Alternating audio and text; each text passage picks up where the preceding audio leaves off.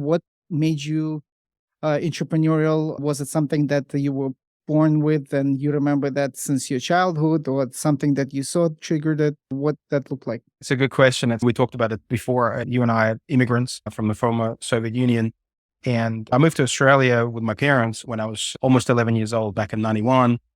Obviously grew up in Republic of Moldova, spent a lot of my time in Ukraine. We came to Australia in 91. I remember May 10th, 1981, with $200, three notes, $100 note and two $50 notes, and four suitcases. And that's all we had when we started. And I think I've spoken before, and I speak to a lot of successful entrepreneurs. A lot of the drive comes from having nothing when you're young. And so I'm in a similar boat. But in terms of whether I was born with it, I think I was. And there's a story which you might enjoy.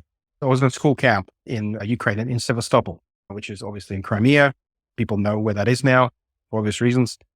I was about 7 years old, and we had a school camp, went to the beach. And I was always had this idea that I wanted to sell things. I don't know where it came from, but I got a backpack and I got some water, and I would sell the water on the beach, because you may remember this, right? That there are no vending machines. There's no water. You basically had to bring your own cup and find your own water and all that. And anyway, so that time I went and I sold all this water and I made money, and I got told off by the teachers. But worse than that, I remember when we got back to Chisinau, my parents got called into the headquarters of the Communist Party, and they were literally said, and you'll understand the context more than most, they chastised my parents and they said, "You are raising a bourgeoisie pig."